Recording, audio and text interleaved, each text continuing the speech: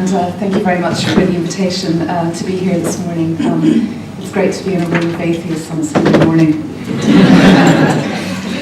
So I just want to use my 10 minutes to talk a little bit, about a very welcome sea change that has taken place, not just in Ireland, but I think right around the world, and that is, I think, the revival of feminist activism, particularly in the last kind of 18 months. And then just talk a little bit about my experience of being an activist here in Ireland, although that is, I suppose, like Rachel and the horrific events of the death of Savita Halappanavar has meant that I think most of us here in Ireland are very focused on the question of abortion. But I do think, just looking a little bit beyond the shores of Ireland, one of the, I think, most welcome, exciting and interesting things that has happened in the world in the last 18 months is this great revival of feminist activism right across the globe, not just in, we always sort of tend to look very much in kind of Europe and North America, but I think it's taking place right across the world. And I think it's been given a particular focus because of a couple of very high-profile cases of rape and sexual assault. Most recently, the horrific cases in New Delhi, and also in the United States in Steubenville as well. But also the case of the Dominique Strauss Kahn, the former head of the IMF, assaulting a woman in a Manhattan hotel.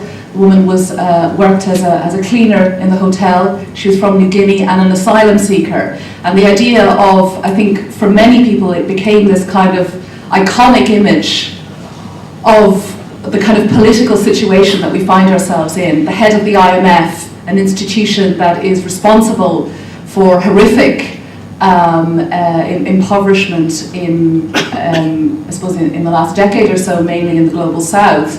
But the very policies that have been road tested in Africa and South America are now being laid out right across Europe, and most particularly in Greece, but also here in Ireland. That the architect, one of the key architects of this, Dominique Strauss Kahn, staying in one of the most expensive, richest hotels in the United States, a woman comes to clean his room, and he basically sees her as there to perform sexual services from him, and you have this image of this overweight 70-year-old naked man chasing down the corridors of a plush Manhattan hotel, a woman who came to the United States seeking sanctuary as an asylum, seeking protection, attempting to make a new life for herself.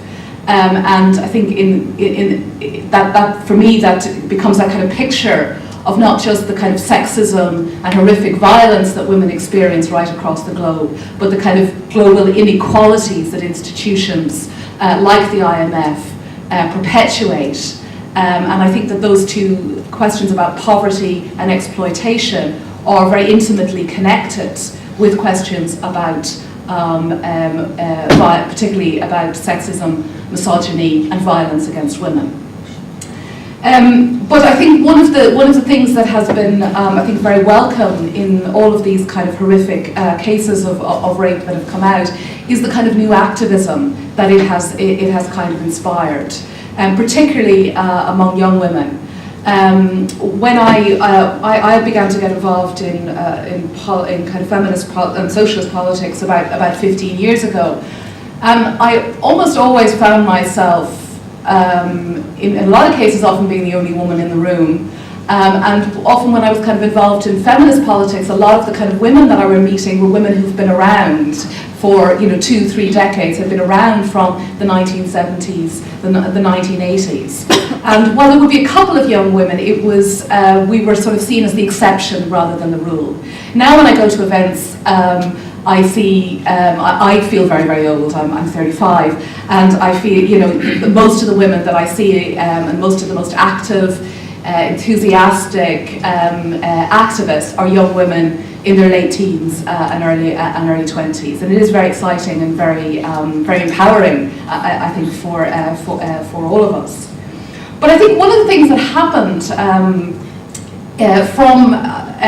one of the things that kind of happened, I think, in the last kind of decade or so was that it became commonplace to talk about how we no longer really lived in a sexist society. We used to talk about kind of post-feminist society or post-sexist society. This idea that the women's liberation movements of the 1970s and 1980s had essentially swept away any of the institutional barriers that women now faced. And it was really up to you yourself to empower yourself, to go out there and do it for yourself. And if you found that you were discriminated in some way, or if you found that you didn't have the same opportunities, we found a kind of very subtle kind of language, almost of victim blaming. That in some way it was your fault. If you want something, all you have to do is go out there and get it. I think one of the ways that, and it's not just, I think, in relation to sexism, although it's probably most acute in that way, and I suppose my feminism is also very much informed by my Marxism. And I think that you have to understand, I think, in some ways how the system, how capitalism as a system benefits from the exploitation of women. And I think this sort of idea of victim blaming, of it all just being, everything being a question of your personal choice, is very much linked to this sort of idea of neoliberalism. Neoliberalism that delinks liberation from equality, that ignores the continuing unequal social relations that exist in our society. And the idea that because a couple of women manage to reach the top, manage to make it through the glass ceiling, then in some sense, if you fail to do that, it is your responsibility. And we've seen kind of lots of examples of that. So, the one that kind of annoys me at the moment is the CEO of I think it's Facebook, Sheryl Sandbridge. When in that book she's got called Leaning In. So it's all about just going out and leaning in and being a little bit kinder to yourself and kind of working a little bit harder. And if you do that, you too can be the CEO of a multinational corporation.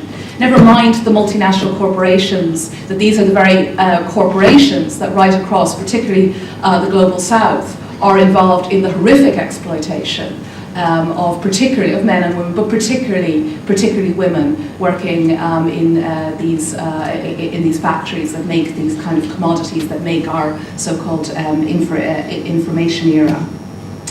So it's all about kind of taking responsibility for yourself, and I think that feeds into this kind of culture, this rape culture that I think that we have at the moment, where we have these particularly powerful men right across the globe essentially justifying the rape and sexual violence against women. This idea that you have to take responsibility for yourself. That if you don't want to be raped, if you don't want to be physically attacked, well, the onus is on you as a woman to protect yourself. Somebody drew my attention there a couple of weeks ago to Cosmopolitan magazine, a kind of magazine that's basically that markets itself towards women and uses the kind of language of empowerment to kind of sell itself to women. And it was talking about how you have to look at your own behaviour. That if you want to go out and participate in what they call the hookup culture, in a sense of women having multiple sexual partners, going out, getting drunk, having sex, that you have to take responsibility for yourself, and you have to look at the consequences of your behaviour.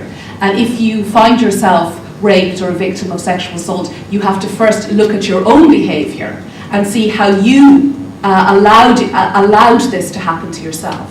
And you find this all the time in the discourse around, particularly about rape and sexual assault, where the behaviour always goes back on the victim. Did she do enough to protect herself? Did she look at her behaviour? Never mind looking at the behaviour of the perpetrator of this crime. There's a fantastic thing that kind of turns around. It's on a kind of website that's been all over Facebook, that kind of turns the behaviour of these kind of things that are often given out on kind of college campuses. so-called advice to women to protect themselves. So, you know, don't walk down a dark alley. Don't walk the streets late by yourself at night. Don't dress provocatively. And it kind of turns around this, and it's advice to men saying, well, if you see a woman walking down an alley, don't rape her. If you see a woman walking down the street alone at night, don't attack her.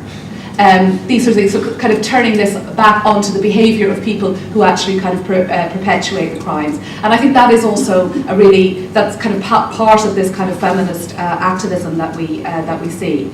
I'm just going to take just one more minute, because I know I'm almost out of time, just to talk just very, very quickly about kind of pro-choice activism here in Ireland. I mean, Rachel has given a fantastic account of that. But I think one of the things that during the Celtic Tiger in Ireland, it became, and it was kind of part of this kind of, that we live in this post-sexist world, it became common to talk about that the liberal agenda was almost over in Ireland. That we had, you know, okay, we might have abortion rights, but pretty much apart from that, everything was okay. But I think one of the things that we've actually seen in Ireland, particularly since the Savita case and the attempt to push through ex-case legislation, that we have seen a reassertion of the right. And we have actually kind of seen, particularly the Catholic right, just how powerful they can be in this country. The fact that more often than not, if I get a call from a journalist, I get a call from a journalist wanting to comment on some outrageous comment that some bishop has made, as if because he's a bishop, his comment is more important than what, you know, anybody else has to say on this.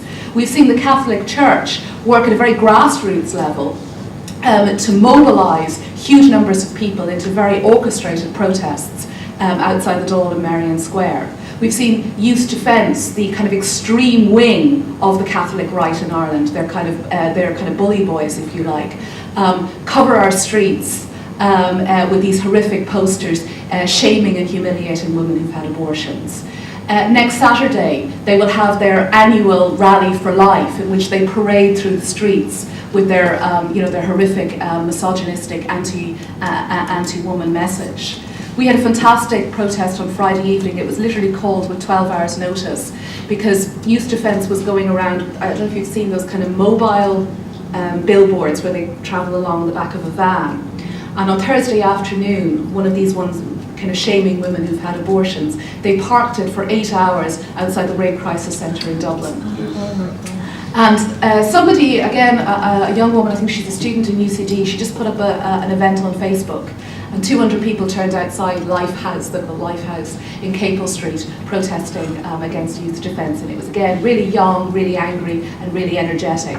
So we're also going to be having a protest against them when they're doing their Rally for Life at the Spire next Saturday at 2 p.m. So when they're going to be marching down O'Connell Street, we're asking people to bring their pro-choice slogans, and we're going to line O'Connell Street so that they don't.